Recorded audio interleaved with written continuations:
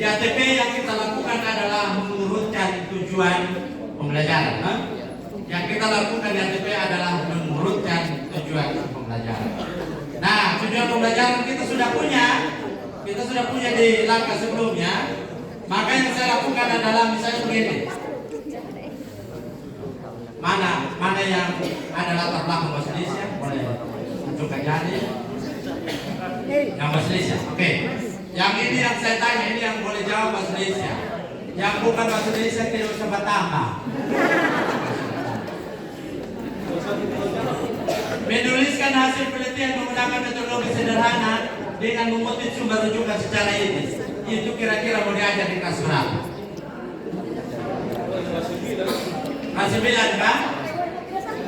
Oke, 9 saya tulis. Ini untuk kelas 9. Yang mapel lain tidak usah bilang, kayaknya di kelas 7.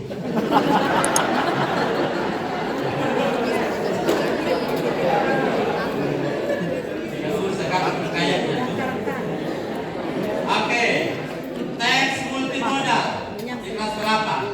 Teks multimodal itu kayak begini. Teks yang ada gambar, teks yang ada animasinya, ada kayak video pembelajaran, YouTube kayak begitu-begitu yang ada teksnya. Nah, itu yang disebut teks multimodal. Kelas berapa? Kelas 7 Bapak. Yang bukan bahasa Indonesia tolong tahu ini.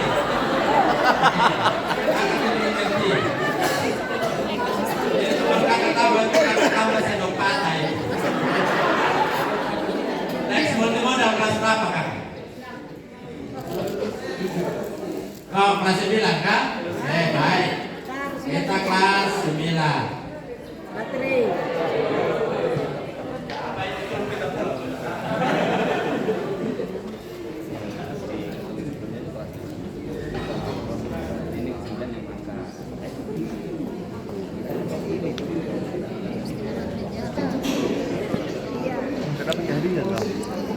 Denotatif kiasan kelas berapa?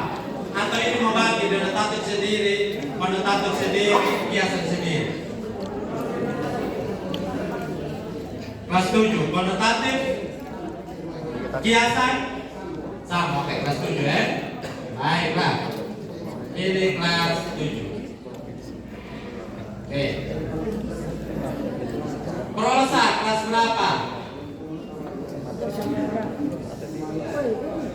Kelas 9. Oke, baik. Terus puisi kelas berapa? Kelas 8. Oke, taruhlah kita ya. Nanti baru, walaupun yang disebut itu mungkin bukan bahasa Indonesia. Bahasa Indonesia, oke. Maaf saya bercanda ya. Maaf ya. Oke, lihat. Nah, jadi kita akan petakan begini untuk setiap elemen. Untuk elemen menulis dari 5 ini ada 3 di kelas 9, ada 1 di kelas 7, dan ada 1 di kelas 8. Oke. Misalnya saya bilang, oke, materi pertamanya untuk kelas 7 adalah ini. Saya akan kasih belajar dia menulis kosakata baru. Misalnya saya bilang mengejawantahkan. Oke, padanan katanya apa? Kayak begitu ya. Itu denotatif, kiasan segala macam ya. Oke, ini saya bilang, misalnya saya bilang ini materi pertama, contoh ya. Contoh. Maka saya copy, saya tempatkan di sini.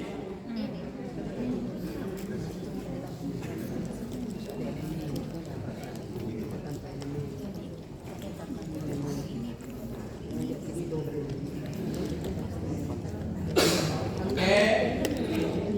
Kemudian saya kasih kode.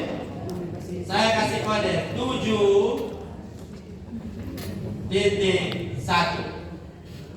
7 menunjukkan ini materi untuk kelas 7, 1 menunjukkan ini materi nomor 1. TP yang pertama. Kemudian baru saya pindah ke TP yang lain. TP yang lain. Nah, untuk menuliskan tidak ada lagi toh. Kelas 7 hanya satu. Saya lihat di elemen yang lain. Dan untuk elemen menulis ini bisa terjadi dia bukan TP yang pertama. Bisa saja dia yang kelima karena elemen yang lain duluan. Misalnya membaca duluan bisa terjadi. Yang atus apa? Oke. Misalnya selesailah untuk kelas 7. Saya pindah ke kelas 8. Misalnya ini adalah untuk kelas 8 tentang puisi. Puisi saya ajarkan ini di kelas 8. Saya selesaikan kelas 7, sudah selesai baru saya pindah ke kelas berikutnya. Ya. Misalnya saya bilang ini adalah materi kelas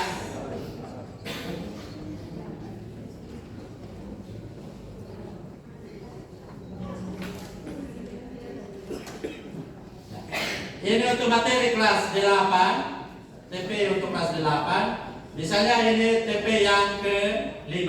Contoh begitu. Berarti ini puisi ini untuk kelas 8 dan ini TP yang ke-5. Dan seterusnya. Jadi nanti di awal itu saya sebagai guru kelas 7 harus duduk dengan guru kelas 8, guru kelas 9. Tidak boleh masing-masing. 7, 8, 9 duduk sama-sama. Kita lihat ini TP semua baru oke. Ini pertama, ini kedua, ini ketiga, keempat sampai ke sekian. Misalnya sampai ke 20, baru saya akan bilang dari sini sampai sini itu kelas 7. Kelas 8 sambung dari sini. Kelas 9 sambung dari sini. Harus duduk sama-sama. Kenapa? Jangan bikin sendiri-sendiri. Kalau tidak nanti guru kelas 7 bilang ini materi saya kira diajar di kelas 8. Sementara kelas 8 bilang saya kira aku suka habis di kelas 8. Sudah. Oke? Jadi harus duduk sama-sama. Baik. Nah, ini kelas 8. Sudah selesai kelas 8, lalu saya pindah ke kelas 9. Jadi sekali lagi, di ATP itu sebaiknya dibuat satu saja ya. Kelas 7 sampai kelas 9 itu satu saja. Supaya kita pastikan semua TP itu ada. Semua TP ada. Kalau bikin terus ada misalnya guru kelas 8 bilang, kakak ini tahun kan belum ada untuk kelas 8, jadi kakak mau bikin sudah. Kakak bikin, kalau ada 20 bab, kakak bikin kelas 7 2 bab, dia 12 bab, nanti sisa 12 bab. Ya, dia tidak bikin. Kasih dia 12 bab.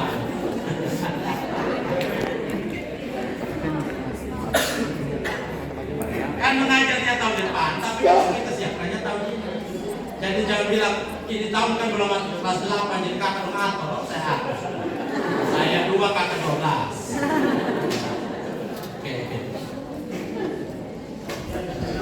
Oke, misalnya ini kelas 9 dimulai dari menuliskan hasil penelitian. Misalnya ini hasil penelitian sederhana ini. Oke.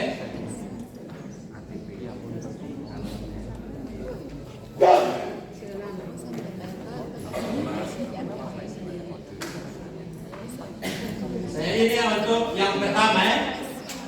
TP yang contoh saja, tidak harus pertama. Ini tergantung kesepakatan para guru. Nah, ketika menyusun ini, kan kita lihat struktur keilmuan, toh? Misalnya matematika, perkalian dengan perpangkatan. Tidak mungkin ajar perpangkatan harus selesai baru perkalian, toh? Itu kaki kepala itu. Pasti perkalian duluan baru perpangkatan. Nah, membaca duluan baru menulis seperti mau bilang. Ini hanya contoh, karena saya kita tidak bikin TP untuk semua ya. Kalau tidak nanti kita pulang tema lalu. Yang penting kita tahu polanya. Oke, misalnya ini yang pertama, kemudian contohnya yang kedua, misalnya tentang prosa ya. Prosa yang kedua. Maka sini seperti ini. Mau posin.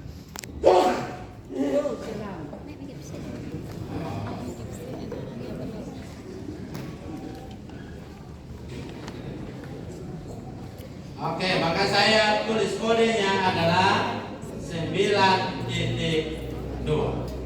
Ini materi yang kedua.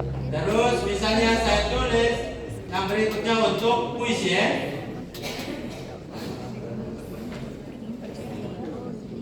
Bingo ya pasti. Oke, puisi.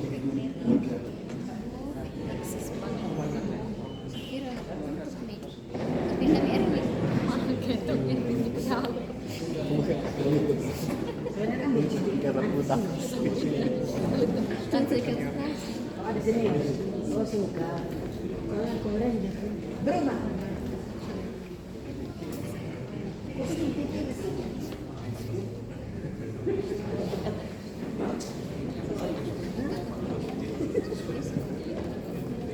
Oke. Nah, jadi kita akan tambahkan kode ini untuk menolong kita bisa mengerti atau bisa identifikasi mana untuk materi kelas 7, mana 8, mana 9, mana pertama, mana kedua, ketiga dan seterusnya. Kita akan. Nah, di panduan bilang kalau sudah bikin kode dan bikin tujuan pengajar sudah urutkan, sudah bilang untuk kelas 7, 8, 9, selesailah ATP. Cukup begitu. Panduan bilang begitu. Tetapi ingat bahwa ATP itu menggantikan silabus.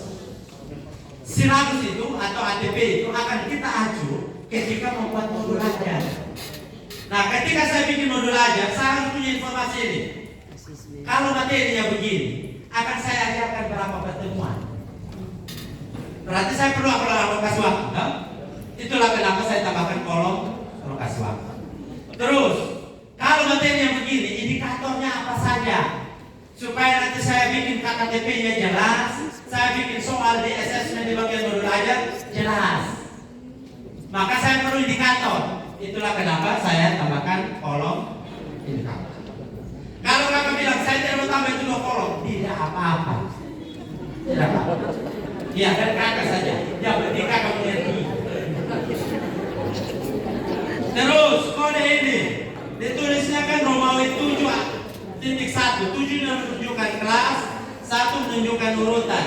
Kalau ada yang mau tulis begini, angka 7 tidak titik 1, boleh. Jangan sampai kita bertekar hanya itu angka Romawi. Oke. Atau ada yang begini kelas 7.1, boleh. Ya, yang penting menunjukkan bahwa ini untuk kelas berapa, ini tujuannya ke berapa. Yang tidak boleh adalah dia bikin kode dan dia sendiri tidak mengerti. Itu yang tidak boleh. Oke, jadi silakan kode yang kayak apa yang penting kakak bilang.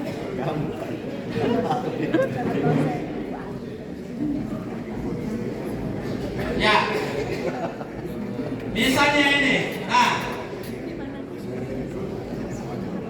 Saya ingin tambahkan indikator ya. Nah, kalau tambahan indikator dan alokasi waktu itu kata yang bukan kata panduan. Kalau kata yang boleh diikuti, boleh tidak. Oke, sekali lagi ya. Yang kata panduan wajib, kakak tidak boleh langgar. Tapi kalau kata yang boleh. Nah, misalnya saya akan ajarkan tentang menulis hasil penelitian menggunakan metodologi sederhana.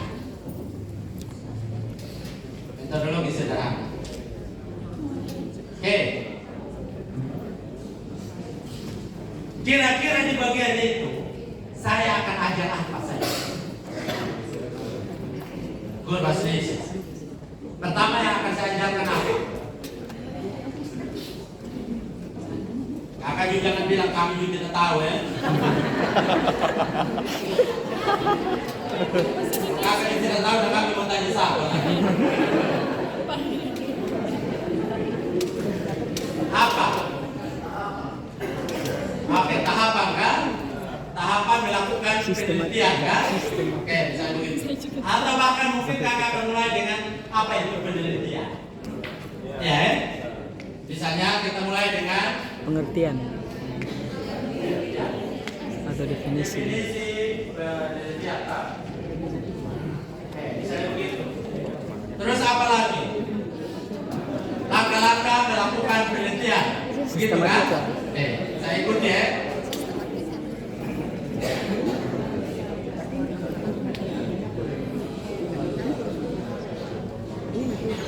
Oke, ketiga apa?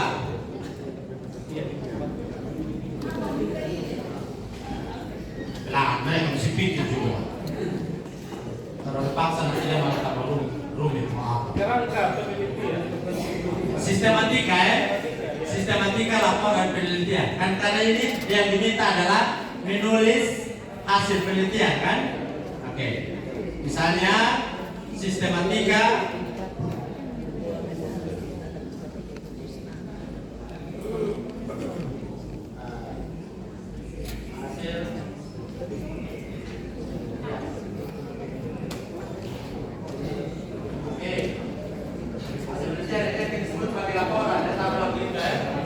tapi ingat ini anak SMP ya, jangan bikin kayak skripsi. Bikin sistematika yang ada kajian teori, penelitian terdahulu hancur SMP SMP. Ini penelitian sederhana. Apalagi?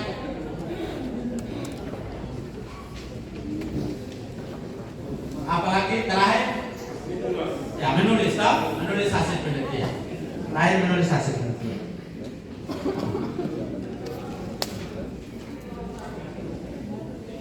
Jadi dia tahu dulu apa itu penelitian, kemudian apa langkah-langkah melakukan penelitian, kemudian sistematika laporan atau laporan hasil penelitian, dan terakhir dia harus bisa tulis, toh? Dia harus bisa tulis hasil penelitian. Nah, sampai di sini baru saya akan tambahkan kata kerja operasional karena judul kolomnya adalah indikator. Ini indikator ya. Oke. Definisi penelitian. Kira-kira kata kerja operasionalnya apa? Mendefinisikan penelitian. Mendefinisikan penelitian. Yang kedua, langkah-langkah melakukan penelitian. Menyebutkan kan? Nah, dia cukup menyebutkan atau yang kakak inginkan adalah begini, sudah. Langkah pertama ini, langkah kedua ini, ketiga, keempat ini, nah, dilakukan.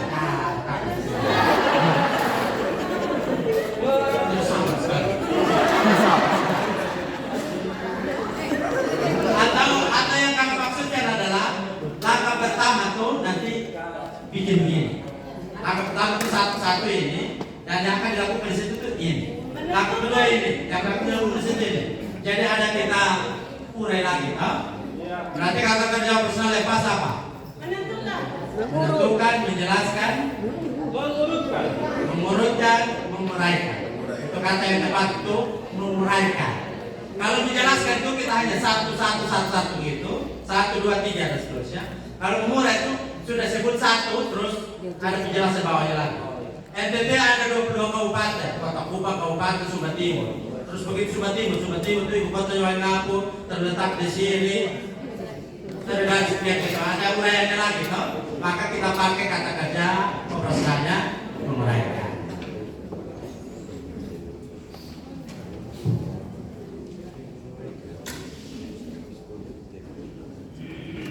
Kalau saya disebut langkah pertama, langkah kedua, langkah ketiga, itu namanya mengidentifikasi atau menyebutkan, kata lainnya gitu ya. Oke, sistematika apa? Pakai kata kerja operasional apa? Kita hanya kasih tunjuk sistematika 1, 2, 3 atau jelaskan satu-satu. Bab 1 itu ini, nanti di situ isinya ini. Bab 2 itu ini, isinya ini, begitu. Jelaskan atau menguraikan? Menjelaskan atau menguraikan? Menguraikan, kakak ya. Masa sistematika diuraikan? Masa sistematika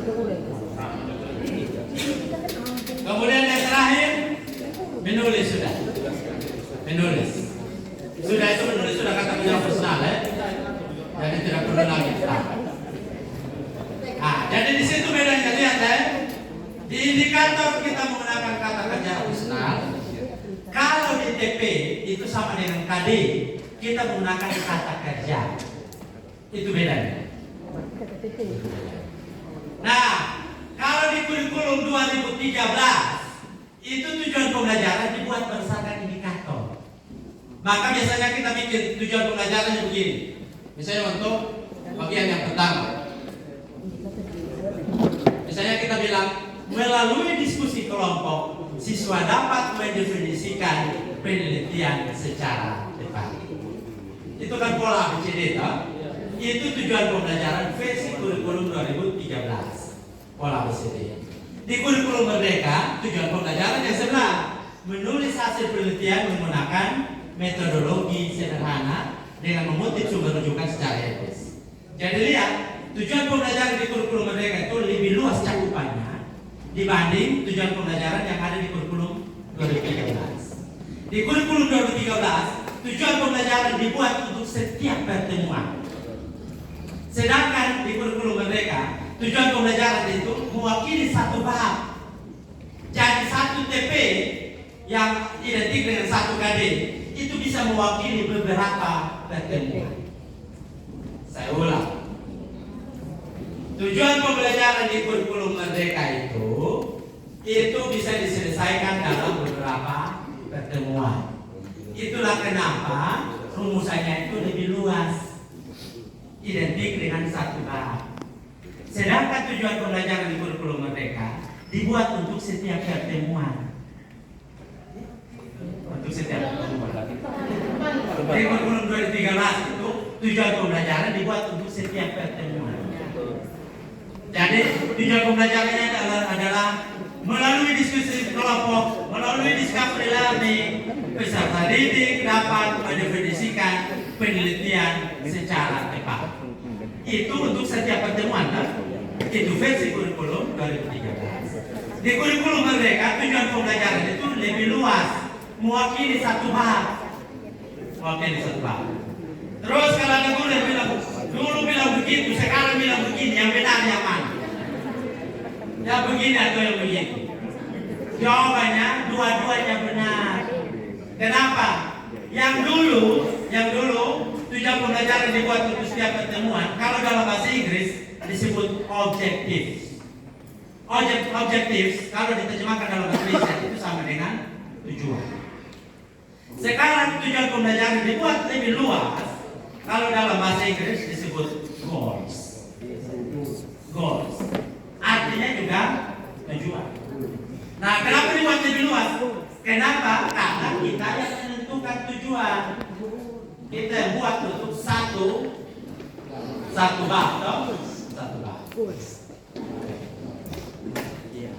Ya, jadi jangan bilang tiap kali perubahan kurikulum berubah terus. Ada maksudnya, karena kita yang buat PPP. Jadi kalau kurikulum 2013 pakai pola ABCD. Kalau kurikulum tujuan pembelajarannya, kalau kurikulum Merdeka kita terdiri dari kompetensi dan lingkungan. Menuliskan ini adalah kompetensi, sedangkan hasil penelitian dan seterusnya ini yang disebut sebagai lingkungan. Nah, kalau di TP kurikulum Merdeka, kata kerjanya itu boleh lebih dari satu. Boleh lebih dari satu. Contohnya ini, menggunakan dan mengembangkan. Boleh. Sedangkan indikator tidak boleh. Karena satu indikator hanya boleh memuat satu konsep. Satu indikator hanya boleh memuat satu konsep. Itulah kenapa tidak boleh lebih dari satu KKO. Kata kerja operasional. Misalnya, saya tidak boleh bilang begini. Mendefinisikan dan menjelaskan perbedaan hak dan kewajiban. Tidak boleh. Karena mendefinisikan itu konsepnya berbeda. Perbedaan, menjelaskan perbedaan itu hal yang berbeda. Ya. Saya juga tidak boleh bikin indikator begini, mendefinisikan hak dan kewajiban, tidak boleh. Karena definisi hak itu konsep yang berbeda dengan definisi kewajiban. Jadi indikator saya akan bikin mendefinisikan hak, indikator pertama, indikator kedua mendefinisikan kewajiban. Karena satu indikator hanya memuat satu konsep. Beda dengan TP, TP boleh pakai lebih dari satu kata kerja. TP menggunakan kata kerja, indikator menggunakan kata kerja operasional. Kembali ke sini. Mendefinisikan penelitian, menguraikan langkah-langkah melakukan penelitian, menguraikan sistematika hasil penelitian, kemudian pada akhirnya menulis hasil penelitian. Ini akan saya sampaikan dalam beberapa pertemuan. Saya akan ajarkan ini dalam beberapa pertemuan. Saya perlu berapa pertemuan. Misalnya saya bilang pertemuan pertama itu khusus saya bahas tentang definisi penelitian dengan langkah-langkah.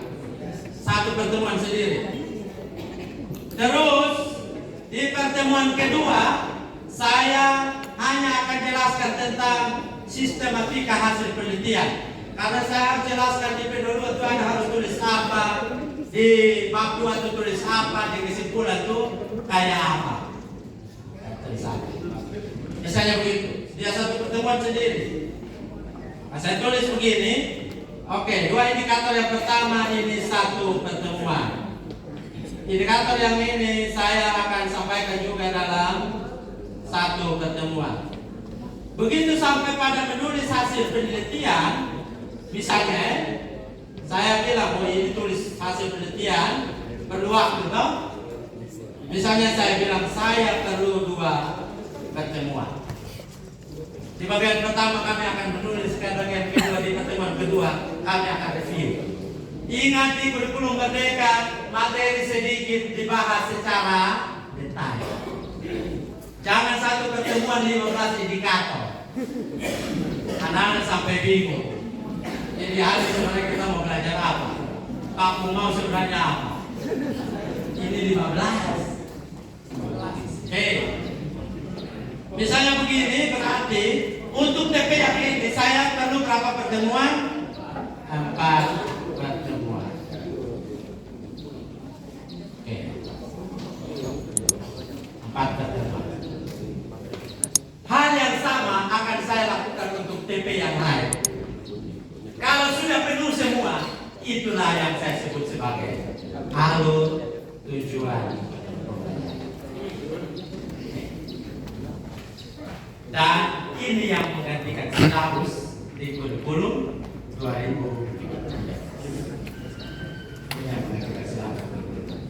Oke. Bagaimana kalau terlalu baik? Begitu masuk surga langsung nama muda. Oke. Saya akan lakukan yang sama untuk TP yang lain, Semuanya beres, selesai, itu baru saya sebut ini adalah ATP, alur tujuan pembelajaran. Nah, ketika membuat jumlah pertemuan, ingat bahwa minggu efektif kita dalam 1 tahun itu kurang lebih 36 minggu. Kalau satu pertemuan dianggap 1 minggu, berarti kan ini sudah habis 4 minggu, toh? Masih ada 32 minggu. Karena nanti setelah bikin bisa terjadi jumlah pertemuannya lebih banyak dari 36 atau bisa terjadi lebih sedikit. Nah, silakan guru kelas 7, 8, 9 duduk sama-sama dan hitung baik-baik. Mungkin ada yang harus ditambah, mungkin ada yang harus dikurangi. Misalnya, kurang kakak bilang, oke, untuk menulis kita tambah lagi, bukan hanya 2 tapi 3 pertemuan. Bisa, silakan. Tapi kakak jangan bikin terlalu banyak. 1 tahun itu hanya 36 minggu, kakak bikin 52 minggu. 52 pertemuan. Orang lain sunatan kakak mesti mengajar. Itu kakak mesti mengajar. Jadi tolong bikin rasional. Nah, oke. Tadi Bapak Ibu sudah bikin TP ya. Coba bikin satu ATP. Sekarang bikin satu ATP. Pilih saja satu TP, kemudian tulis indikatornya dan tulis itu berapa pertemuan. Silakan waktunya 3 menit saja. Bikin sendiri-sendiri terus ngaku tetangga dulu. Menulis hasil penelitian, inilah indikator. Kenapa? Karena indikator yang keempat ini yang mengukur ketercapaian dari TPI. Sama kayak tadi. Sehingga ketika guru bikin soal ulangan, jangan sampai ada soal nomor 1, 2, 3, tapi tidak ada soal nomor 4. Itu malu praktek. Kenapa?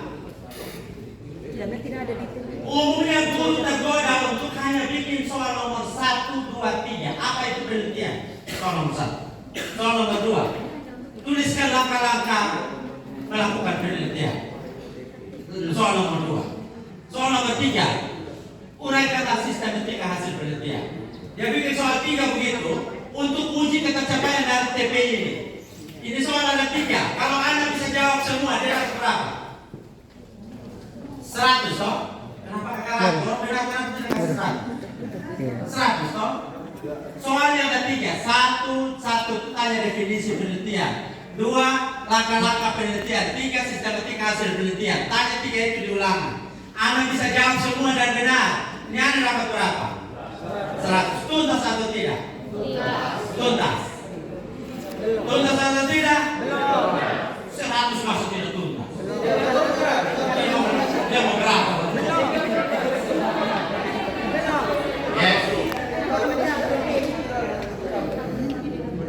Memang dia dapat nilai 100 untuk poin 1, 2, 3. Sementara sasarannya kita, capaiannya itu tidak tercapai karena capaiannya itu adalah menulis. Sementara poin 1, 2, 3 tidak ada poin menulis. Berarti anak tidak mencapai. Jadi ketika kita bikin soalnya hanya nomor 1, 2, dan 3 dan Anda bisa jawab semua 100, itu dia tuntas, tapi tuntas jawab soal. Bukan tuntas kompetensi, bukan tuntas TP-nya. Tapi kenapa guru? Analogi sederhana begini. Kita sekarang belajar untuk jalan dari Wongapu ke Kaitangubang. Kemudian ujiannya saya bikin, coba jalan dari sini sampai Anakala. Terus anak-anak bisa sampai Anakala. Kita bilang tuntas atau tidak? Tidak. Tuntas karena saya yang suruh sampai Anakala. Padahal harusnya tuntas itu kamu sampai yang salah siapa? Tapi kenapa guru biasanya disuka bikin soal nomor 1, 2, 3, 4 tidak? Pareksa setengah mati.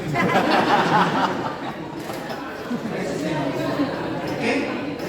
Itulah kenapa dia tamat SMP, isi otaknya SD. Kenapa? Karena tidak sampai kompetensi. Bagaimana bisa kita latihannya dari sini sampai Wetokobak? Tesnya hanya dari sini sampai anak-anak. Terus kita bilang ini anak tuntas. Harusnya tesnya juga sampai di Wetokobak. Itu yang harus dijaga oleh para kepala sekolah dan kawan-kawan di guru-guru, supaya bikin soalnya sesuai dengan yang dibikin. Nomor 1, 2, 3 boleh ada soalnya kalau nomor 4 sudah ada. Karena nomor 4 yang inti. Jangan sampai soal yang apa? Yang bukan inti ada, sedangkan yang inti malah tidak ada. Itu sama dengan cadangan, dimainkan, inti kamu cadangkan. Itu tidak bisa. Inti main dulu, toh? Inti main dulu. Tapi kalau di bola dibilang tergantung lawan siapa dulu, toh? Itu lain lagi. Tapi ini nah ini harus dijaga betul supaya ketika bikin indikator ini dipastikan indikator salah satunya itu harus menunjukkan ketercapaian TP. Dipahami ya? Ya,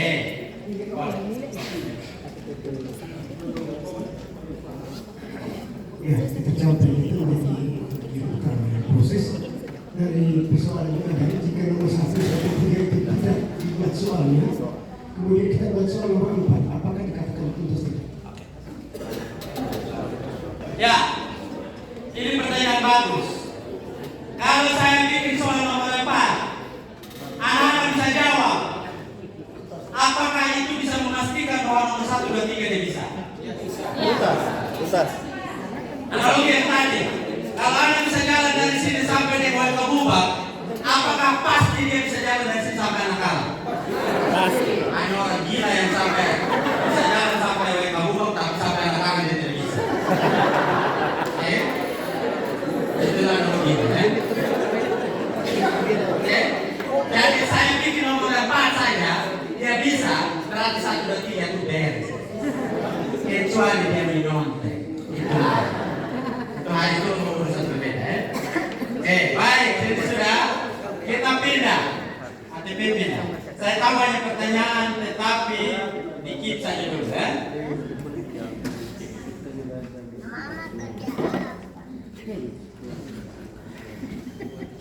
Hijau selesai ya.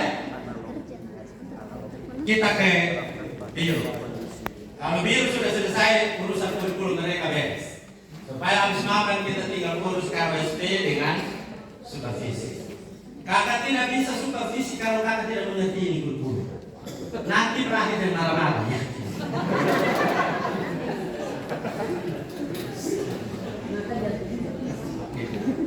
Karena ada guru yang nakal dan dia bilang, nah, Bapak bilang harus ada assessment diagnosis. Nah, coba Bapak jelaskan ke saya. Dia tanya begitu itu yang dia semua dapat Georgia.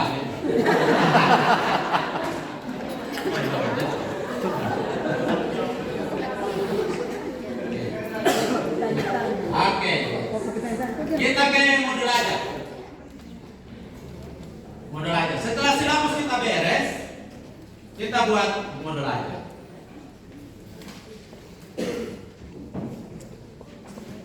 Isinya adalah rancangan pembelajaran ya.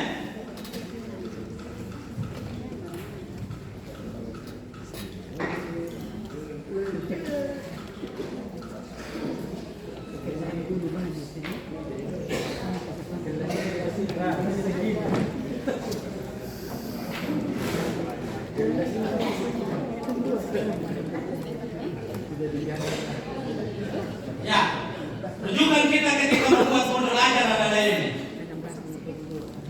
Kita di sistem ya. Jadi jangan bilang saya dengar dong bilang begini. Dong ini dong sama. Ikut aturan. Merdeka tapi ada yang diatur ya.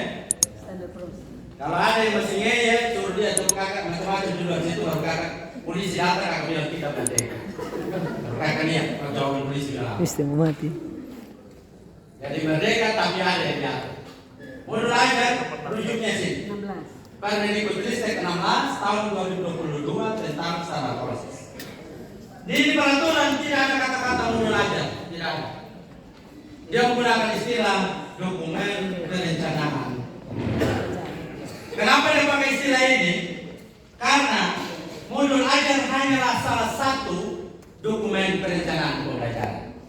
Salah duanya apa? Modul project. Ketika kita bikin P5, kita mesti ada modul project.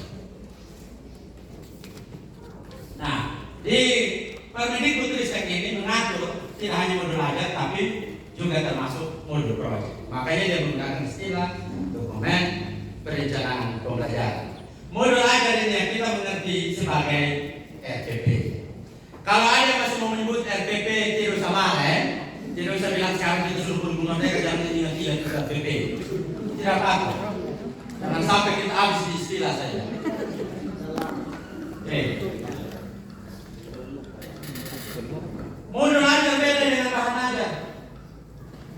Bahan ajar itu materi yang dibuat oleh guru untuk dibaca siswa. Modul ajar isinya langkah atau skenario pembelajaran yang akan jadi acuan atau panduan bagi guru ketika mengajar.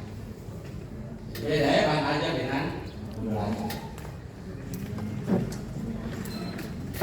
Oke. Di Permendikbudristek yang saya sebut tadi yang 16/2022 itu disebut begini. Ada 3 komponen yang mesti ada di modul ajar. komponen pertama namanya tujuan pembelajaran, komponen kedua namanya langkah atau kegiatan pembelajaran, dan komponen ketiga namanya assessment atau penilaian pembelajaran.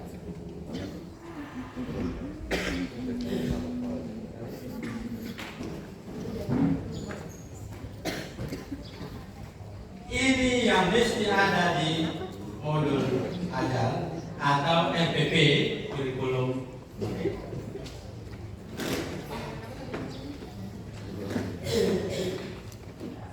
Sekarang saya akan minta Bapak Ibu lakukan sesuatu. Tolong ikut yang saya minta ya, tidak usah aneh-aneh. Saya kesini ada awal karena hari itu pengajian. Kita akan bikin berkelompok. Ibu berdua boleh balik kursinya supaya dia bapak kantin di sini. Bapak dan ibu bertiga juga boleh balik supaya berkelompok dengan ibu bertiga belakang. Yang lain sudah di kelompok, yang sudah cari kelompok balik. Ya.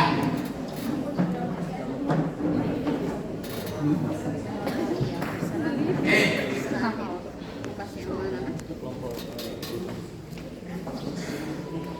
Silakan masing-masing secara individu. Masing-masing, saya ulang ya. Masing-masing jawab dua pertanyaannya. Pertanyaan pertama.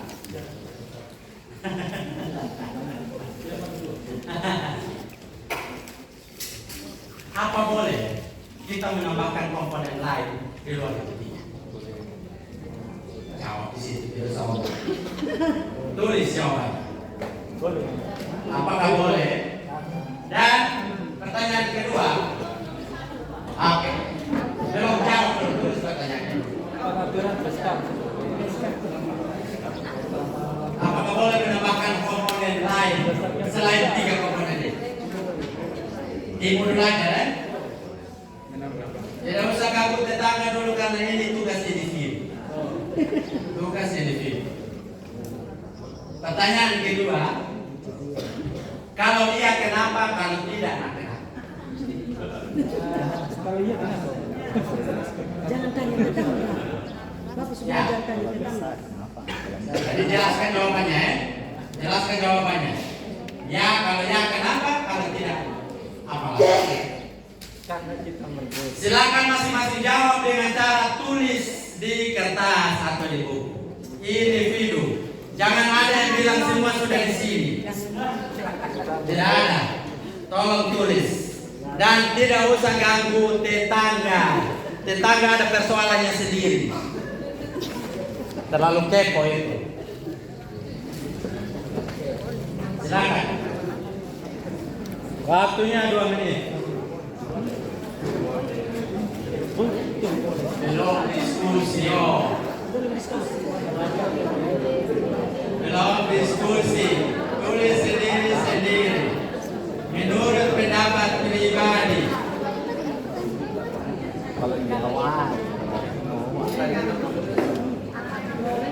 Saya pun kawan orang Australia pernah bilang saya begini, jadi kalian itu aneh. Kita suruh diskusi dong diam, kalau suruh diam dong diskusi.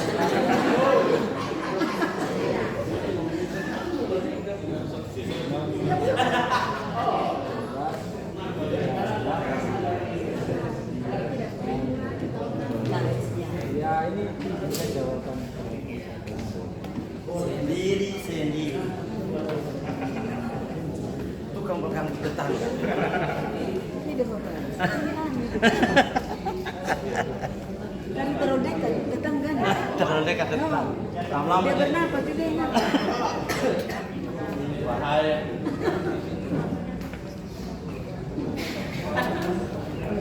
Sudah dekat. Sudah tetangga.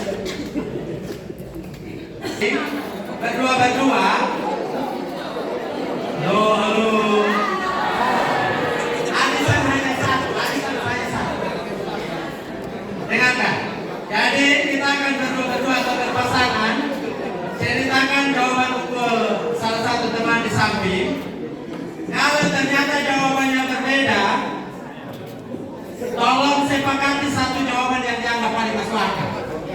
Yang tidak terlalu masuk akal, tolong tahu diri. Kalau ternyata jawabannya sama persis, dua-dua bilang amin. Apalagi orang sama toh. Kalau ternyata di kelompoknya ada jumlah anggotanya ganjil, berarti ada yang bertiga. Tapi kalau jumlah anggotanya genap, berarti berdua. Silakan. Jangan ganggu pasangan lain, pasangan sendiri. Ya. Tidak, berdua. Sepakat. RPP itu harus memuat 13 komponen. Sekarang hanya minta 3 dari 13. Itu diskonnya banyak sekali. 10 dari 13 menjadi 3. Itu sebenarnya Pak Menteri mau bilang begini. Kalau 13 dan guru tidak mau bikin, kita masih bisa elus dada. Mungkin terlalu banyak yang dia capek. Tapi kalau tinggal 3 dan ini guru tidak mau bikin juga, ini guru memang terlalu. Voting 10 ini. Voting 10. Jadi tidak bisa. Harus bikin dan minimal 3. Kapan saya boleh tambah? Betul tadi yang dibilang. Sesuai dengan kebutuhan. Misalnya saya mengajar dan saya perlu LKS, LKPD. Maka saya di A-nya tujuan, B-nya langkah pembelajaran, C penilaian, D LKPD. Saya mengajar, ada materi yang tidak ada di buku saya. Karena itu saya harus bikin bahan ajar untuk melengkapi buku paket. Karena CP saya menuntut, sementara materinya di buku paket tidak ada. Saya harus bikin bahan ajar. Maka saya akan tambahkan D-nya bahan ajar. Saya akan tambahkan kalau saya butuh. Kalau saya tidak butuh, tidak usah cari kerja. Tidak usah cari kerja.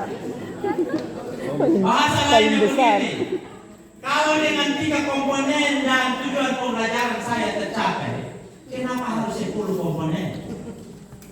Kalau dengan 1 lembar modul ajar dan tujuan pembelajaran saya tercapai, kenapa harus bikin modul ajar 20 lembar?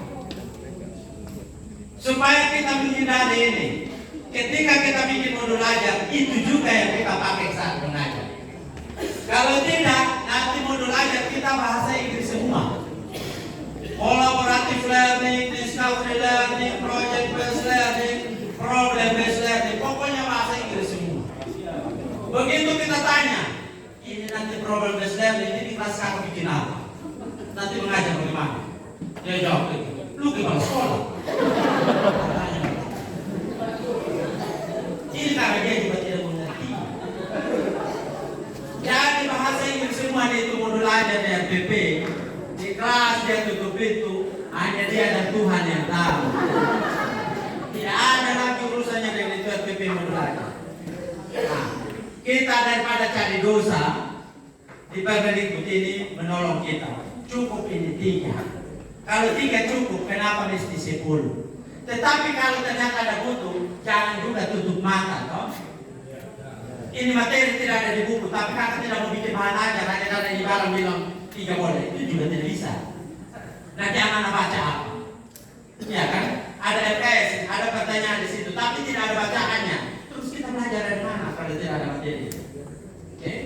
Jadi kalau butuh tambahkan. Yang bikin komponen 10 tidak boleh bilang saya yang rajin, sedangkan yang bikin 3 itu pemalas. Tidak. Tapi ini soal efisiensi. Soal efisiensi. Kenapa? Di kurikulum Merdeka kita tidak fokus pada perangkat. Kita fokus pada mendampingi anak-anak belajar dan menilai. Jangan sampai kita habis energi, habis waktu untuk bikin perangkat, sementara mengajar menilainya tidak bagus. Jadi perangkat lengkap semua, tapi mengajar di kelas dia masuk dan bilang, oke, meringkas dari halaman 15 sampai 18. Minggu depan Pak periksa ya. Dia ringkas. Ayo. Dia bikin ulangan, tapi itu tidak diperiksa. Sampai anak-anak bertanya, tadi itu soal nomor 5 itu jawaban apa ya? Tidak ada jawabannya. Ini jawaban soal nomor 5 itu misterius sampai di anak tamat. Karena tidak pernah ada koreksi, tidak kembalikan itu hasilnya kan. Kenapa dia habis waktu dibikin kerangka?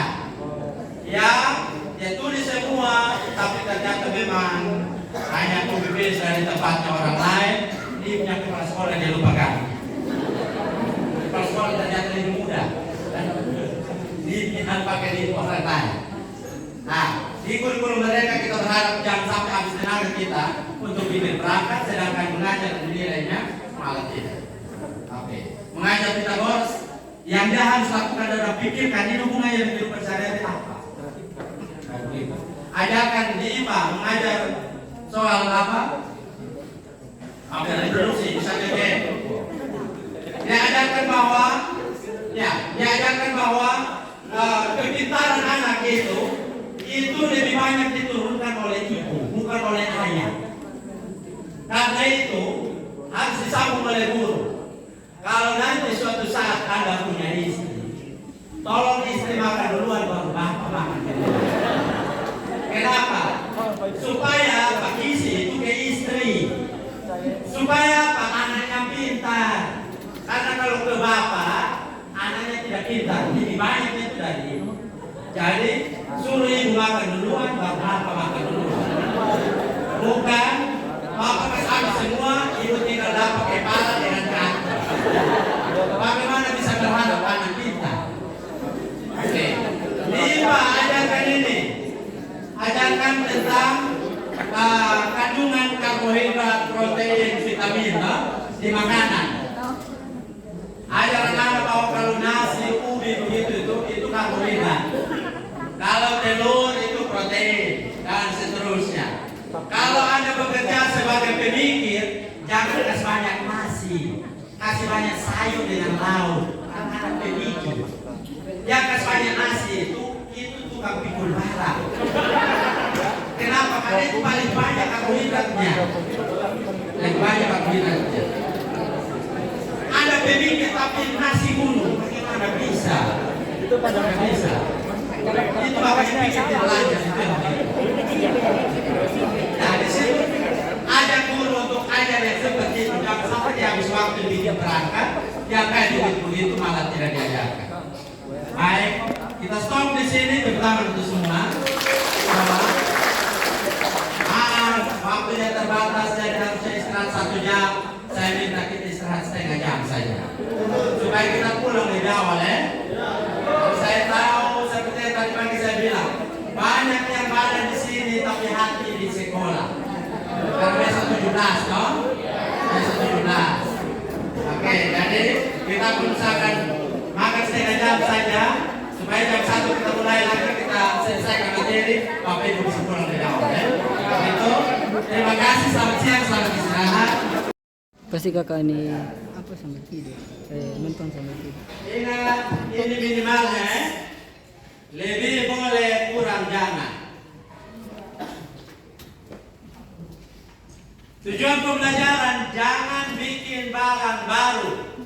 Lihat di ATP karena kita sudah buat di langkah sebelumnya. Jangan kerja baru.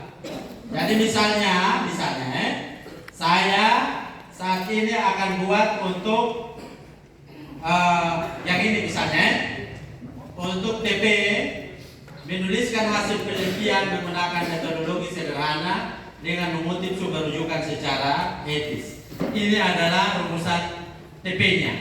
Ini 9.1 ya. Saya tinggal copy, kemudian tempatnya di sini. 9.1.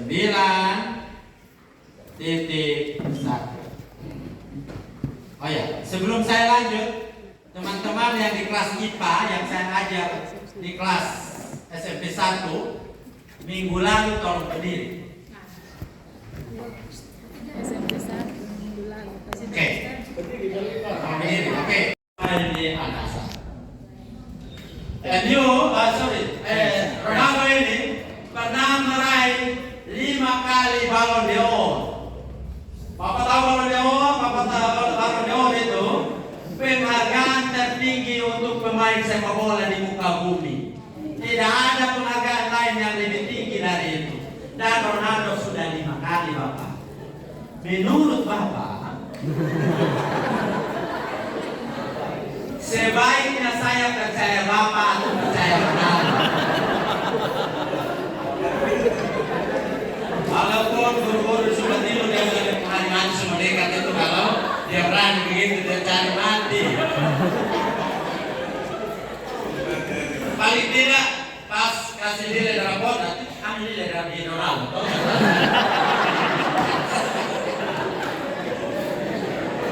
Tapi sebenarnya anak-anak kita bisa bikin begitu.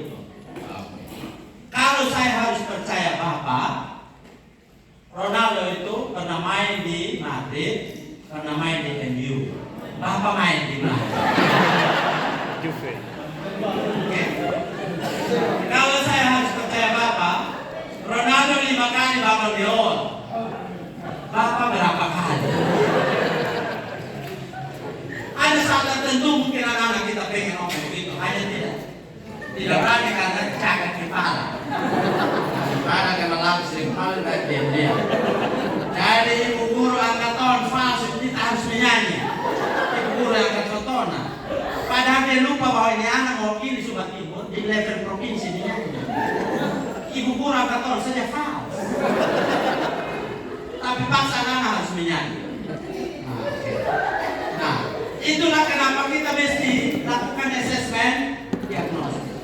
Di Kupang ada satu anak yang dia ikut bapaknya kuliah di Australia 2 tahun, bapaknya S2 terus langsung lanjut S3 jadi 5 tahun. Dia ikut sejak SD, jadi datang itu langsung masuk SMP di Kupang. Tiap kali dia masuk kelas, dia guru bahasa Inggris ngomong, dia bahasa Inggris bilang cara ibu guru. Jadi tiap kali mau mengajar, ibu guru pasti bilang begini, kakak main tahan di perpustakaan, saya ajar kayak gitu.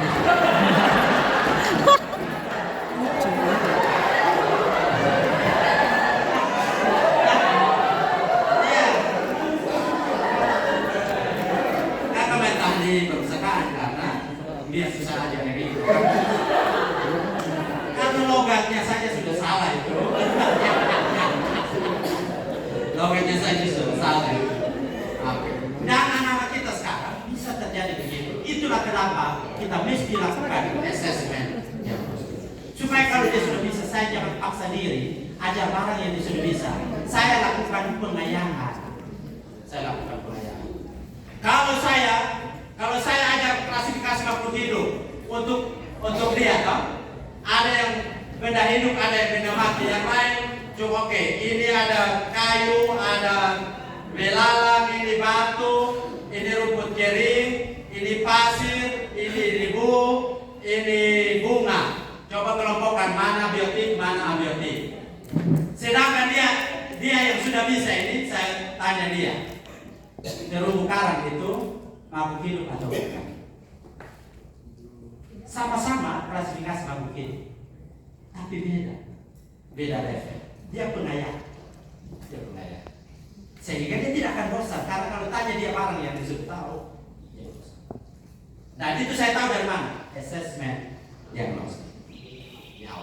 Sebenarnya tadi pagi ketika kita main kahut itu saya sedang melakukan assessment diagnostik. Dari mukamu saja saya tahu mana yang mengerti betul, mana yang tebak-tebak saja, mana yang ikut tetangga, mana yang memang mengerti betul. Itu saya sedang cek. Kalau ternyata sudah banyak mengerti, saya tidak akan bahas detail. Dan itu yang sedang saya lakukan. Ada hal yang saya lewat, ada hal yang saya memang harus bahas detail, karena begitu pertanyaan yang tadi pagi itu banyak salahnya. Ketika bikin tujuan pembelajaran banyak sekali yang salah, tak? Itu pertanyaan tentang tujuan pembelajaran. Makanya saya, oke, kita mesti bahas dari situ. Karena kalau saya loncat langsung di supervisi, pasti berat. Oke? Jadi assessment diagnostik. Baik. Nah, ini yang berbeda. Nah, isinya apa? Sekarang nanti baru saya jelaskan di bagian belakang. Itu di kegiatan pendahuluan. Baru kegiatan inti. Di kegiatan inti Saya cek lagi, saya cek ulang. Cek ulang. Ya. Sorry.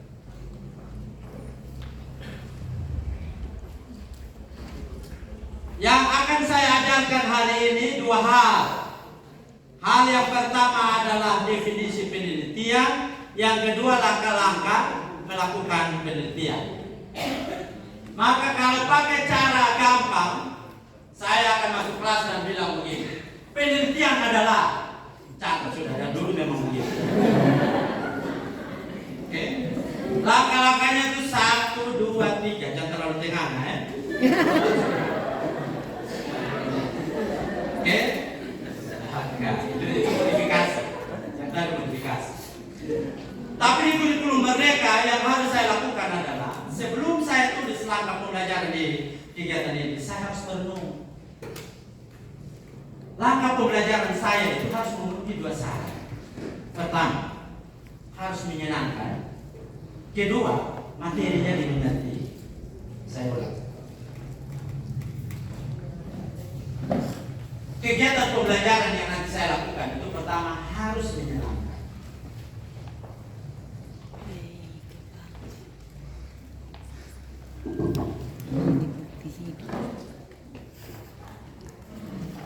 Kalau ini masalah tulis, ini bukti hidup. Ini saya upload di YouTube. YouTube saya. Saat yang kedua, Saya lupa buat record. Baru masuk. materinya harus dimengerti. Saya masuk. Ini pakai dan bukan atau. Artinya 2 syarat ini harus terpenuhi. Erlian. Jangan hanya pembelajaran menyenangkan, tapi ketika kita tanya anak-anak tidak mengerti. Kenapa? Karena ternyata di kelas mereka yen-yen saja. Tidak bahas materi, kita yen jadi heboh sekali di kelas. Begitu kita tanya, 2 pangkat 3 berapa? Tahu.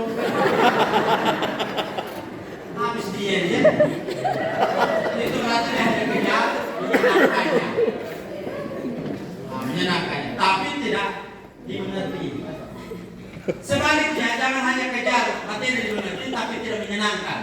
Kita tanya anak-anak 2 pangkat 3 berapa? 8. Macet, kepala bocor. Dan tadi pernah pukul sepanjang pelajaran. Itu materi dimengerti, tapi tidak menyenangkan. Nah, di kurikulum Merdeka kita mau ini dan menyenangkan dan materinya dimengerti.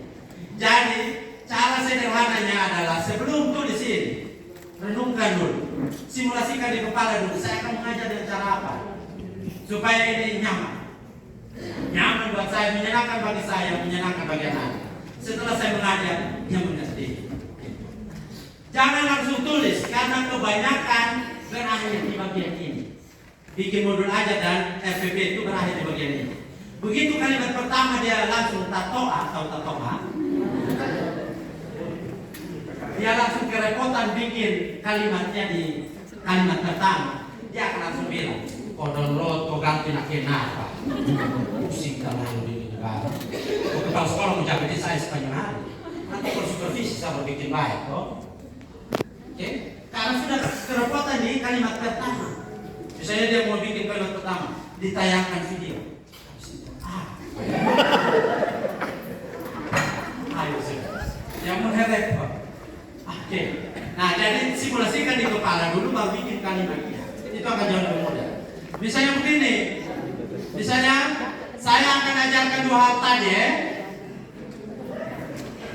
Definisi dari penelitian dengan langkah-langkah melakukan penelitian. Misalnya saya ajarkan dengan cara TPS tadi. Kan definisi penelitian pasti sudah ada di buku toh. Kakak tidak usah masuk dan bilang penelitian adalah barang ada di buku, suruh dia baca. Oke. Kedua, langkah-langkah melakukan penelitian ada juga di buku. Kalau tidak ada, pasti ada bahan aja, suruh dia baca. Setelah baca baru, oke, sekarang coba jawab ini 2 pertanyaan. Pertanyaan pertama, apa itu penelitian? Yang kedua, langkah-langkah melakukan penelitian itu apa saja?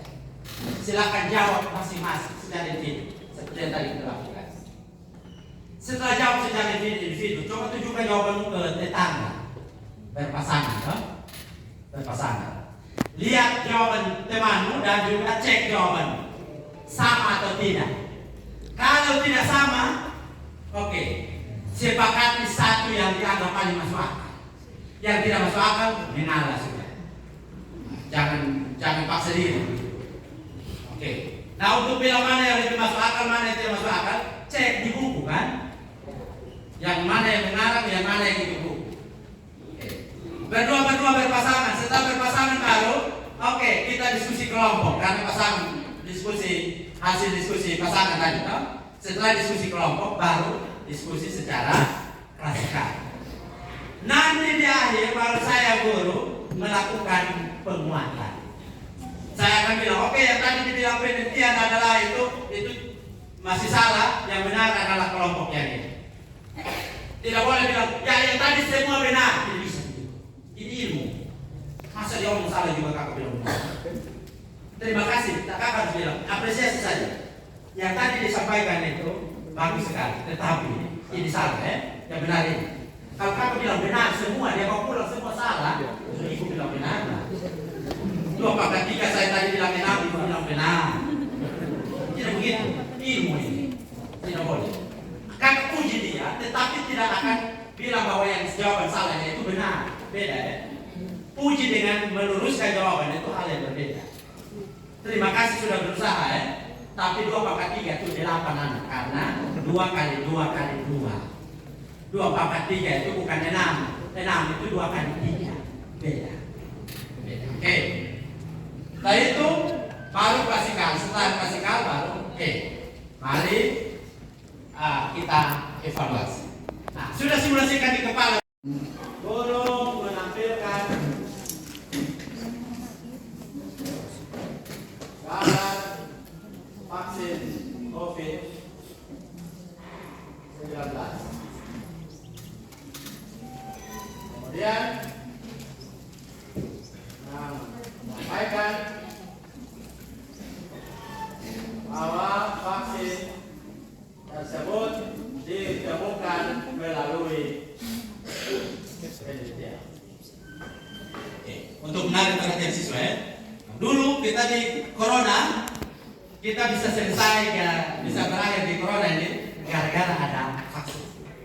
Dan vaksin itu ditemukan melalui penelitian. Supaya dia merasa wow. Setelah itu baru bilang begini. Baru bilang, nah kalau begitu penelitian yang baik itu harusnya seperti apa supaya menghasilkan sesuatu yang berguna seperti penemuan vaksin. Misalnya guru bilang, siswa atau guru bertanya mengenai cara melakukan penelitian yang benar. Ya, bertanya. Kalau begitu, kalau bikin penelitian harus seperti apa? Harus seperti apa? Dia bisa ngomong apa saja terserah. Tapi ketika dia jawab apapun, jangan bilang benar atau salah.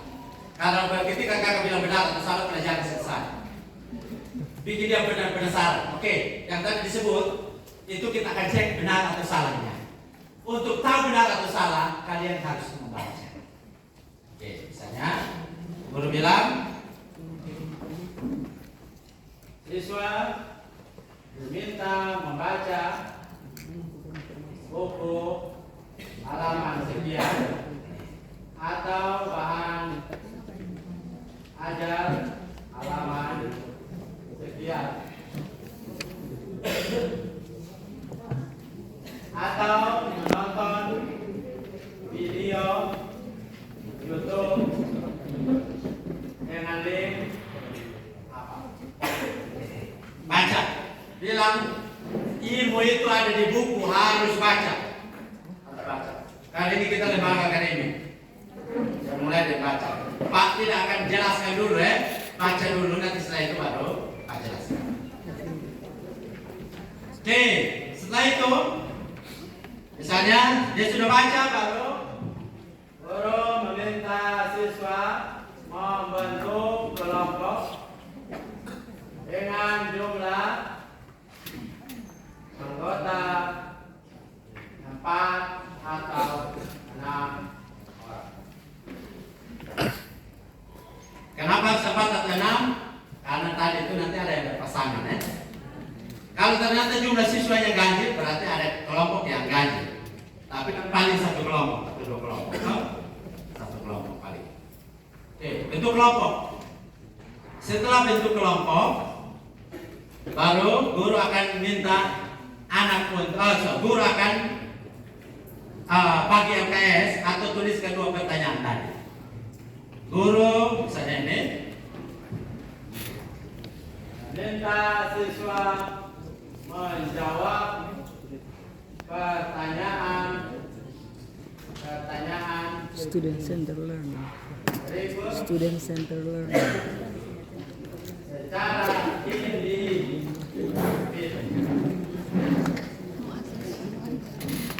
Ingat kita mau pakai TPS toh? Jadi dia harus jawab secara individu dulu. Oke. Bapak Ibu tidak usah catat ini semua di file, nanti saya kirim toh. Catat saja yang penting. Nah, pertanyaannya yang mana? Pertanyaannya haruslah yang ada di indikator. Saya ulang. Pertanyaan yang harus dijawab di proses ini adalah pertanyaan sesuai dengan indikator. Kenapa? Karena kalau dia jawab itu pertanyaan indikator, maka itu akan menolong saya mencapai tujuan pembelajaran saya. Jangan cari pertanyaan baru. Karena itu yang saya lakukan adalah saya akan copy indikator yang akan saya ajarkan hari ini, yaitu 2 ini toh? 2 ini. Definisi dan langkah-langkah.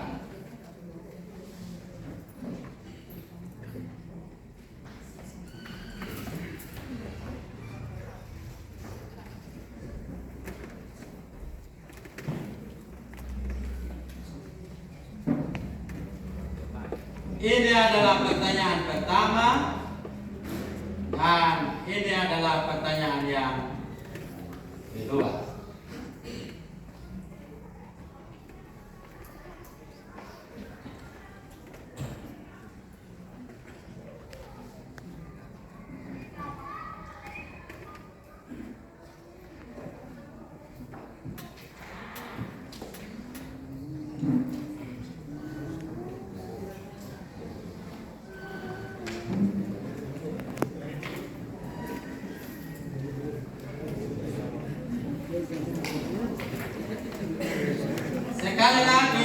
Sekali lagi, kenapa mesti 2 pertanyaan ini? Karena inilah yang merupakan indikator saya, indikator pembelajaran saya. Nah. Tetapi Bapak Ibu, ini belum pertanyaan, ini kan masih pernyataan, nah? Saya ubah menjadi pertanyaan. Misalnya, ini. Apakah yang dimaksud dengan penelitian? Kemudian yang kedua, uraikanlah langkah-langkah melakukan penelitian. Itu yang harus dijawab secara individu. Ya sudah jawab, baru saya akan minta dia diskusikan secara berpasangan ya. Oke. Misalnya selanjutnya adalah siswa berdiskusi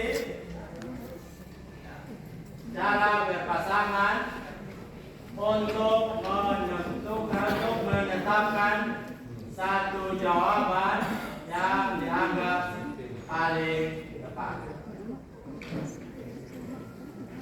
Kalau nanti berbeda jawabannya, dia harus dapat satu jawaban. Setelah itu baru diminta untuk diskusi kelompok untuk dapat jawaban kelompok. Yang sudah berpasangan tadi ya, baru dapat, baru diskusi kelompok. Misalnya, siswa berdiskusi kelompok untuk menetapkan satu jawaban yang merupakan jawaban. Jadi ini yang pertama tadi ini tahap T, yang jawab individu itu tahap T, jawab berpasangan ini tahap P, dan jawab dalam kelompok, diskusi dalam kelompok ini tahap S, share-nya. Setelah diskusi dalam kelompok sudah dapat satu jawaban kelompok, baru dilanjutkan dengan diskusi klasikal. Oke, guru misalnya, guru meminta 2 sampai 3 kelompok mempresentasikan hasil diskusinya. Nah, di bagian ini si guru bisa saja minta anak hasil diskusinya, bisa dalam bentuk ditulis kemudian nanti baru baca. Bisa juga diminta dalam bentuk, bikin dalam bentuk video TikTok. Anak-anak mungkin senang. Untuk jawab itu 2 pertanyaan, toh? Atau bisa terjadi mereka bikin video biasa. Jadi ada yang merekam, ada yang ngomong, ada yang rekam, bisa begitu. Ada juga bisa bikin dalam bentuk lagu. Silakan. Jadi macam-macam. Dia mau tampilkan dalam bentuk apa, pokoknya jawab itu 2 pertanyaan. Itu 2 pertanyaan. Jadi misalnya siswa bersis kelompok untuk minta satu jawaban yang merupakan jawaban kelompok. Dan kemudian guru meminta kelompok menentukan hasil diskusinya. Nah, ini dapat dalam bentuk tertulis di kertas atau dalam bentuk video TikTok atau bisa juga dalam bentuk lagu. Silakan.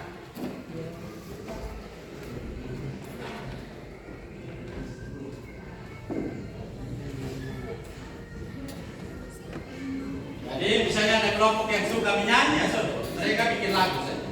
Mereka suka TikTok, bikin TikTok saja. Nah, kayak begitu. Silakan. Terus setelah itu baru guru memberikan penguatan. Penguatan kalau bisa terjadi yang tadi dipresentasikan ada yang salah-salah, toh?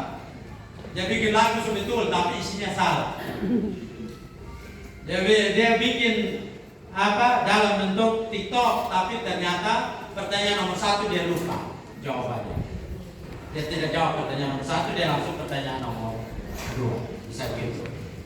Setelah itu baru siswa diberi kesempatan untuk komentar. Bisa dia. Jadi tidak harus bertanya, dia boleh komentar ya. Tidak selalu bertanya. Oke, sudah selesai. Lalu saya ke kegiatan penutup. Di kegiatan penutup seperti biasa, saya dimulai dengan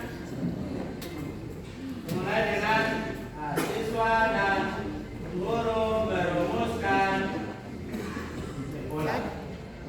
Nah, di bagian ini biasanya kita sudah habis berdarah-darah, sudah mengajar sepanjang hari. Terus kita bilang, oke, kalau begitu kesimpulan kita. Banyak ada yang repot setengah mati begitu. Akhirnya dia sengaja cari-cari di catatan, sengaja kasih jatuh di kumpul poin sambil cari-cari. Karena dia bingung ini mau kesimpulannya apa. Nah, bilang ke guru, untuk membuat kesimpulan gampang, lihat di indikator. Hari ini kan indikator kita adalah definisi dari penelitian dan langkah-langkah melakukan penelitian. Berarti kesimpulannya apa? Itu 2 sudah. Kesimpulan nomor 1 penelitian adalah, kesimpulan kedua langkah-langkah melakukan penelitian itu 1, 2 dan seterusnya. Selesai definisi apa? Simpulan. Kebanyakan kita susah sekali bikin simpulan, dan karena anak bingung kita juga bingung. Nah, di bagian ini jangan guru yang melakukan simpulan tapi harus minta anak-anak yang menyimpulkan. Kadang-kadang tidak tahu pola simpulan, akhirnya karena dulu tubuh sudah terlalu lama ini habis waktu sudah. Simpulan pertama ini catat sudah, kedua ini. Yang belajar siapa? Yang belajar anak-anak, maka dia yang harus bikin simpulan. Nah, kasih tahu simpulan itu berdasarkan indikator. Nah, kapan kita kasih tahu indikator? Ketika di kegiatan pendahuluan ini, Bapak Ibu, ada langkah guru menyampaikan tujuan. Ketika menyampaikan tujuan, diikuti dengan indikator. Tujuan kita ini, indikatornya ini. Hari ini kita hanya akan bahas 2 penelitian dari penelitian dan langkah-langkah. Itu 2 yang akan kita bahas hari ini. Jadi kalau tiap kali kita masuk begitu, anak-anak sudah hafal. Begitu kita tanya simpulan, dia langsung ingat yang tadi pertama itu itu. Tujuannya itu, indikatornya itu 2. Berarti simpulan juga itu. Dan soal nanti keluar juga itu sudah. Tidak akan soal lain, karena memang itu indikator. Oke? Nah, sudah.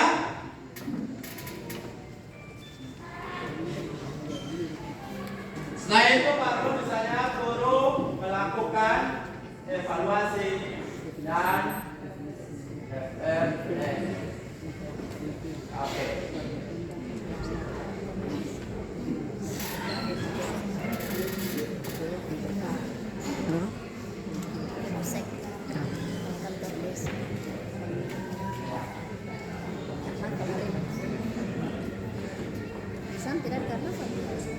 Setelah ini minggu kita juga goyang.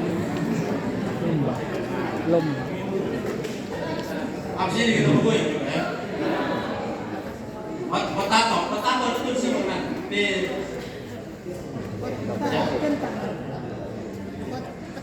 potato yang pasti itu mana? T-nya yang double mana?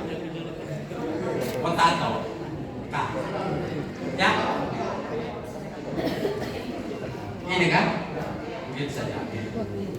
Hot potato. Jadi nanti evaluasinya dalam bentuk bermain hot potato. Mainnya begini. Boleh kan? Berdiri beberapa. Kapal berdiri, biar kita tidak menang terlalu lama. Boleh Bapak. Jadi mainnya begini, ada lagi yang mau berdiri, tak masuk. Dia ramai atau bukan begini? Tidak ramai kalau tidak banyak. Jadi mainnya begini. Misalnya, kita main menyanyi ambar-ambar pisang. Oke. Nanti kalau Pak Guru angkat tangan begini, berarti lagunya berhenti. Menyanyi sampai di ballpoint harus di. Nah, kalau ballpoint berhenti di siapa, dia harus menyebut definisi dari penelitian atau salah satu langkah di penelitian. Dia harus menyebut itu, toh? Oke. Untuk evaluasinya. Jadi ballpoint jatuh, ambil lagi. Ambil lagi. Oke, coba nyanyi. Oke, ampar pisang 1, 2 ya. Ampar pisang ku belum masak. Masak begini diburu bali-bali. Ampar pisang. Oke, kakak. Kalau berhenti di kakak harus menyebut satu konsep yang kita sudah pelajari hari ini. Apa coba? Terserah. Cara membuat modulasi. Ada lagi dari 3 komponen. Salah satunya apa? Harus ada tujuan pembelajaran. Oke, terima kasih. Tepuk tangan. Ampar pisang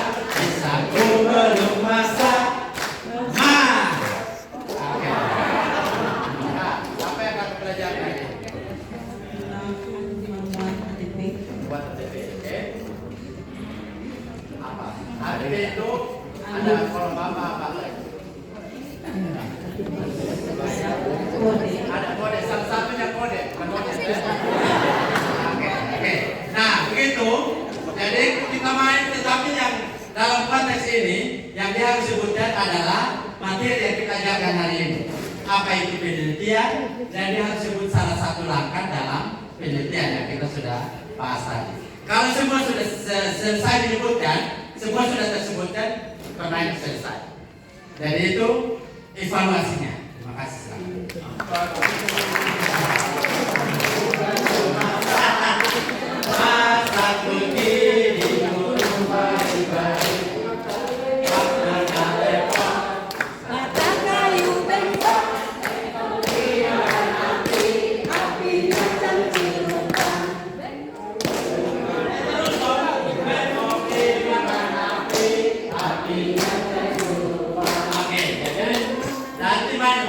Potato. Kenapa jadi disebut potato? Itu permainan di Australia.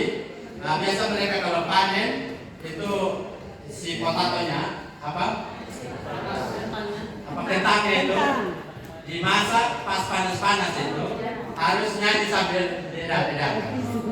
Jadi tidak boleh pegang di pulpen lama-lama, panas lah kakak. Harus cepat didangkan. Begitu lagunya berhenti di mana dia harus naik satu hal yang dipelajari. Itu bentuk evaluasi.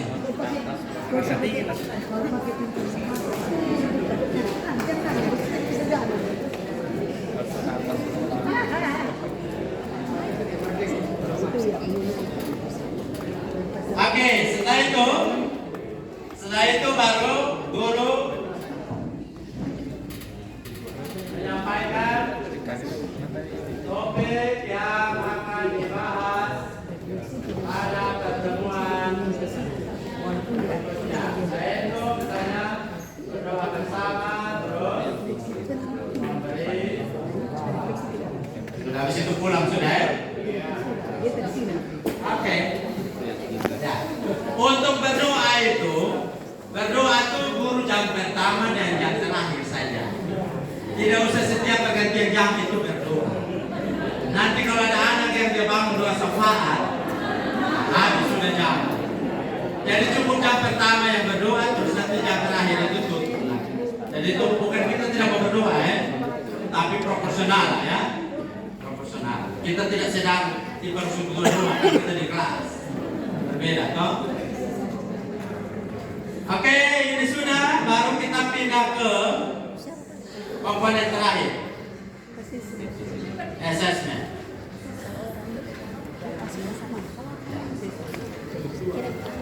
Oke, sebelum ke assessment, menurut Bapak Ibu, kira-kira belajar begini menyenangkan atau tidak? Kira-kira anak-anak mengerti materi atau tidak? Memenuhi syarat itu, toh? Kalau sudah begitu baru bilang supaya. Tapi kalau belum begitu, kakak merenung dulu. Tapi jangan merenung sepanjang tahun, nanti kakak belajar kakak.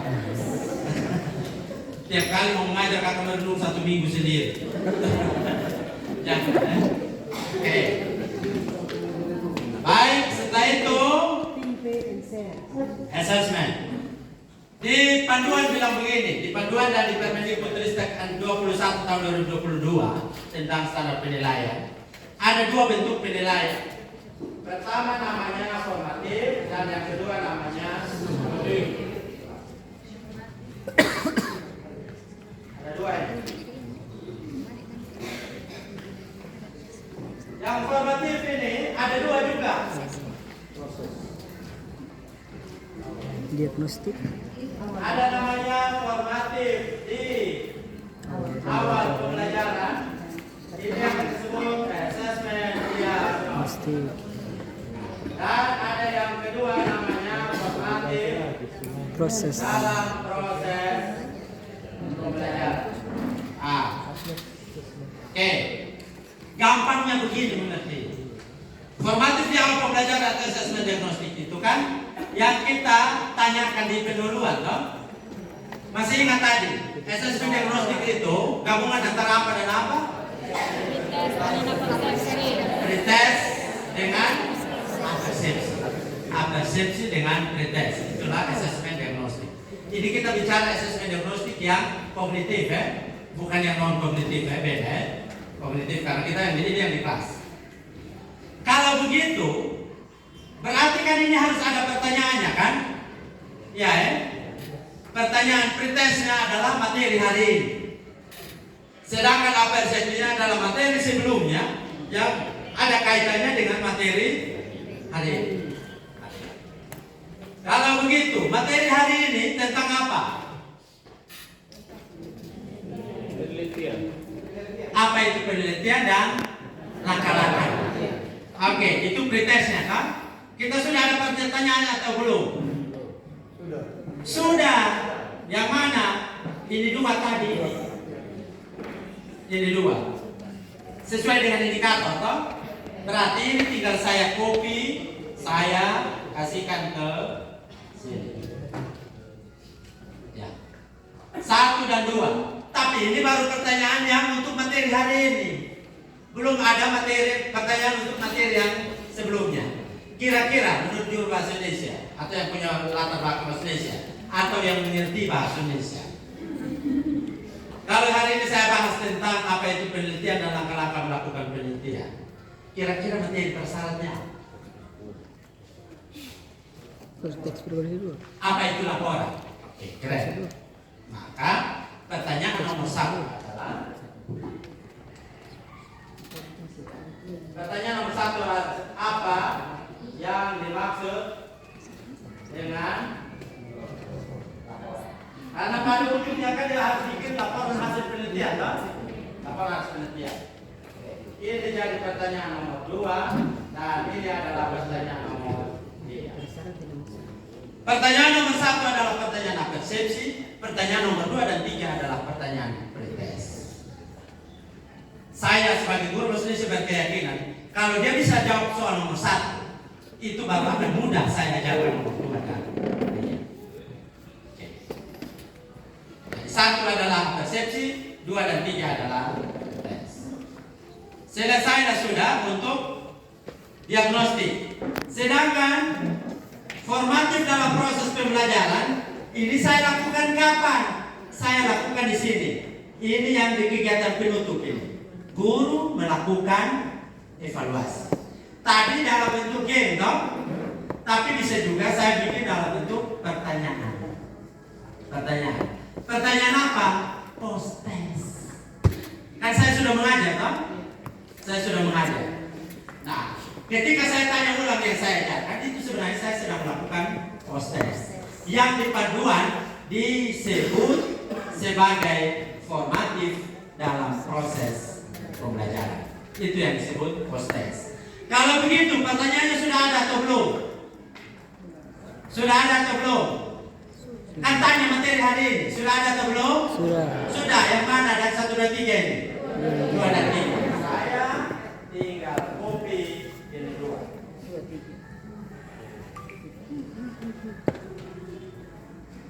Lagu ini memang goyah sekali.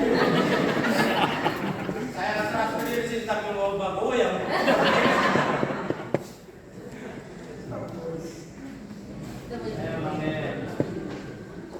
Oke. Jadi formatif dalam proses pembelajaran sudah selesai. Ini soal. Kan saya sudah mengajar. Ini yang saya ajarkan. Setelah saya mengajar, saya tanya ulang itu. Saya tanya ulang. Begitu dia bisa jawab ini 2 pertanyaan, saya langsung bilang, hari ini saya berhasil. Hari ini indikator untuk hari ini.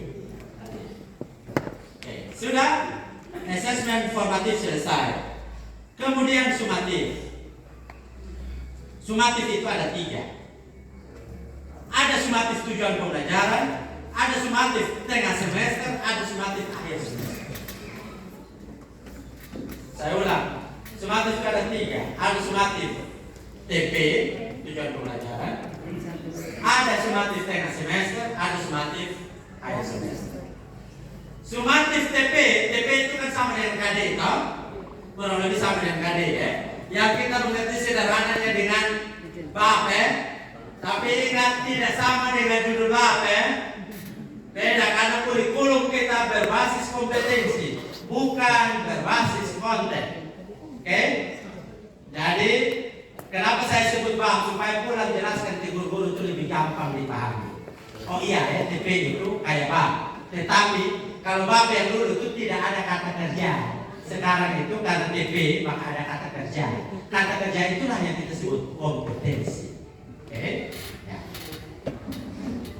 Jawab kakak ya. Oke. Nah, sumatif itu ada sumatif TP, ada sumatif TS, tengah semester ada sumatif akhir semester. Gampangnya sumatif TP itu sama dengan dulu kita ulangan KD. Selesai satu KD kita ulang, itu yang disebut sumatif TP. Satu TP selesai saya ulangan disebut sumatif TP. Dulu kita ulangan tengah semester kita sebut PTS kan? Sekarang kita sebut sumatif tengah semester STS. Dulu kita ada pas penilaian akhir semester, sekarang kita sebutnya sumatif akhir semester. Nah, dalam konteks modul aja yang akan kita tulis adalah sumatif TP. Selesai satu TP saya ulangan, itu namanya sumatif TP. Nah, yang ini pertemuan keberapa? Pertama. Untuk TP yang ini berapa pertemuan? Ingat tadi di TP 4. Berarti saya sudah boleh ulangan atau belum? Belum. Karena saya belum ulangan, maka di sini saya tulis straight. Karena ini baru pertemuan pertama. Nanti di pertemuan keempat baru saya isi dengan soal untuk semua indikator pada TP yang bersangkutan. Oke. Selesai untuk bagian ini. Nah, kemudian ya, saya di asesmen diagnostik itu kan akan tanya, tahu itu laporan. Kalau dia masih gelap mengenai apa itu laporan, kita omong penelitian akan tambah gelap. Oke. Maka terhadap mereka saya ajar dia itu apa itu laporan dulu. Selesai baru kita omong penelitian. Tapi bagaimana kalau saya di awal tanya apa itu penelitian, dia sudah tahu. Langkah-langkah melakukan penelitian dia sudah tahu. Terus saya bikin apa? Yang harus saya lakukan apa? Melakukan pengayaan. Berarti harus ada materi pengayaan, kan? Oke. Maka saya tambahkan satu di bagian sini.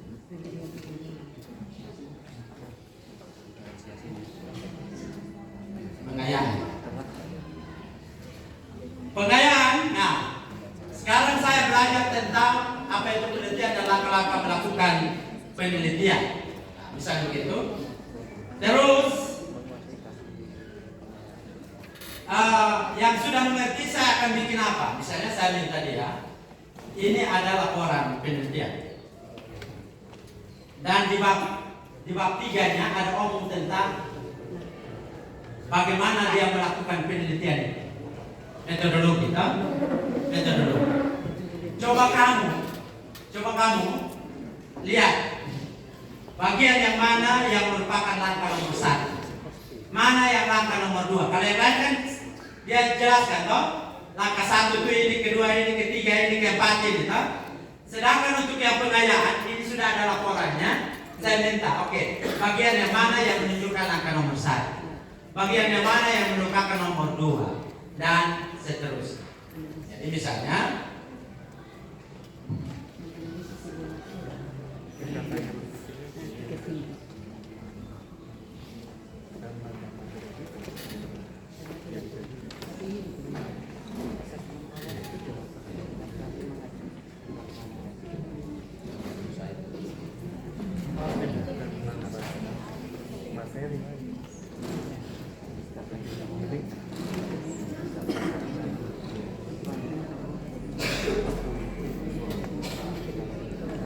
ini untuk yang saya belum jelaskan, dia sudah mengerti.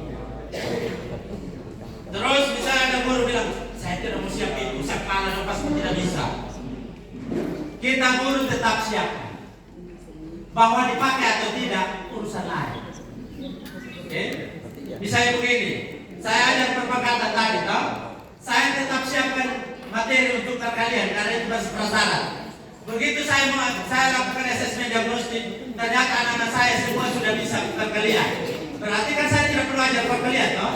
tapi materinya tetap saya siapkan. Siapa tahu. Dipahami ya? Jadi saya siapkan saja bahwa dipakai atau tidak urusan lain. Termasuk untuk pengayaan. Oke, selesai sudah modul ajar. Modul ajar selesai. Nah, seperti yang kita tahu, ciri dari kurikulum mereka itu tadi, kan ada asesmen diagnostik, ada pembelajaran berdiferensiasi, dan ada P5 kan? Ya, masih ingat soal kamu tadi pagi ya? Nah, untuk asesmen diagnostik dan pembelajaran berdiferensiasi itu harus terlihat di modul ajar, harus tergambar. Mari kita lihat, apakah ada asesmen diagnostik? Ada atau tidak? Ada. Oke. Kemudian, apakah ada pembelajaran berdiferensiasinya? Di mana? Yang mana? Di produk tadi. Jadi hasil diskusi mereka ditampilkan dalam bentuk video TikTok, dalam bentuk lagu, juga dalam bentuk apa? Ditulis di kertas. Itu berdiferensiasi yang produk. Apakah ada berdiferensiasi proses? Oke, sebelum ke proses, berdiferensiasi di konten atau di materi, ada tidak? Bagi mereka yang lambat, apakah ada materi mundurnya? Ada? Yang mana? Yang tanya dia tentang apa itu laporan. Ya. Bagi yang cepat, tanya apa tadi? Yang ada pengayaan. Berarti itu berdiferensiasinya di konten. Di konten. Di konten. Yang diproses itu berkaitan dengan gaya belajar, toh? Gaya belajar. Gaya belajar itu kan minimal ada 3. Ada yang auditory, ada yang visual, ada yang kinestetik.